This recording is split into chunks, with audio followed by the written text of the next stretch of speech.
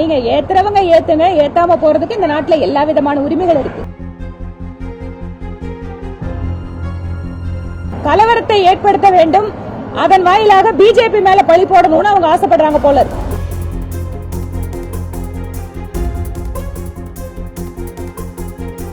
ஸ்ரீராமர் என்பது இந்திய நாட்டினுடைய ஒரு தேசிய கலாச்சார சின்னம்.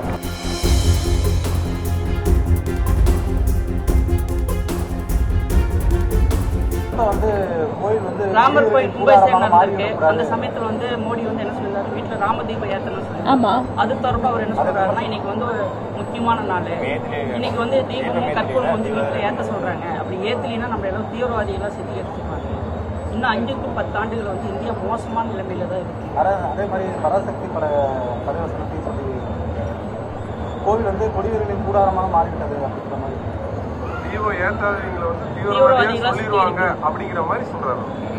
அதாவது பிரதமர் சொல்லியிருக்கிறது, மக்கள் நீங்கள் ஏற்ற வேண்டும் என வேண்டுகோள் வைத்திருக்கிறார்.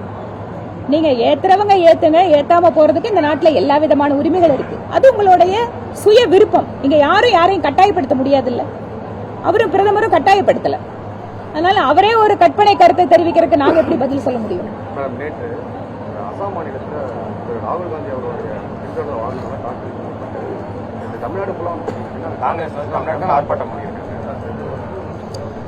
அஸ்ஸாம் மாநிலத்தில் காங்கிரஸ் கட்சியினுடைய அந்த பாத யாத்திரை என்பது அவர்களுடைய அனுமதி மற்றும் காவல்துறையினுடைய கட்டுப்பாடுகள், இவையெல்லாம் ஒரு மாநிலத்தினுடைய சட்டம் ஒழுங்கு பிரச்சனை. அதை அவர்கள் பார்த்துக் கொண்டிருக்கிறார்கள்.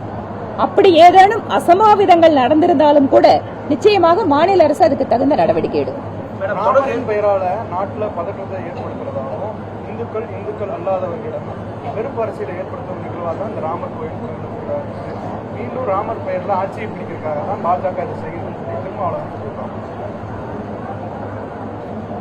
அதாவது அயோத்தியிலே 550 ஆண்டுகளுக்கு பின்பாக அவர் பிறந்த இடத்தில் கோயில் அமைக்க வேண்டும் என்கின்ற கோடிக்கணக்கான இந்துக்களுடைய நம்பிக்கை, அவர்களுடைய தியாகம் இந்த கோயிலுடைய கும்பாபிஷேகத்தை நிகழ்த்தி காட்டியிருக்கிறது.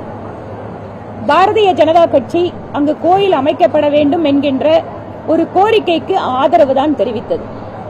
நாட்டினுடைய பிரதமர் என்கின்ற முறையிலே கோயில் கட்டுவதற்காக அமைக்கப்பட்ட தனி டிரஸ்ட் அவரை அங்கு அழைப்பு விடுத்து அந்த நிகழ்ச்சியை செய்திருக்கிறார்கள். எந்த இடத்திலேயுமே ராமர் கோயில் என்பது சட்டத்துக்கு புறம்பாகவோ மக்களுடைய கருத்துக்களுக்கு எதிராகவோ அமைக்கப்படவில்லை. பல்வேறு தொல்லியல் ஆதாரங்கள், வரலாற்று ஆதாரங்கள், இலக்கிய ஆதாரங்கள் இவற்றையெல்லாம் வைத்துதான் உச்சநீதிமன்றம் தீர்ப்பு கொடுத்திருக்கிறது.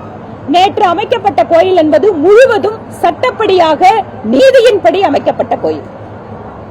நேற்று எங்கேயும் கலவரம் நடந்திருக்கா? கலவரத்தை ஏற்படுத்த வேண்டும், அதன் வாயிலாக பிஜேபி மேல பழி போடணும்னு அவங்க ஆசைப்படுறாங்க போல இருக்கு. ஸ்ரீராமர் என்பவர் அத்தனை மக்களையும் அரவணைக்கக்கூடிய, அத்தனை மக்கள் மீதும் அன்பு செலுத்தக்கூடிய ஒரு கேரக்டர். ஸ்ரீராமர் என்பது இந்திய நாட்டினுடைய ஒரு தேசிய கலாச்சார சின்னம். அவர் இந்த நாட்டினுடைய தேசிய புருஷர். அப்படிதான் அதை பார்க்க வேண்டுமே தவிர அவருக்கு அநீதி இழைக்கிறது, அதாவது ஸ்ரீராமருடைய கோயிலுக்கு அல்லது அந்த பக்தர்களுக்கு அநீதி இழைக்கப்படும் பொழுது அங்கு பாரதிய ஜனதா கட்சி மக்களுக்கு குரல் கொடுக்கிறது. செய்திகளை உடனுக்குடனும் துல்லியமாகவும் தெரிந்து கொள்ள சப்ஸ்கிரைப் பண்ணுங்க.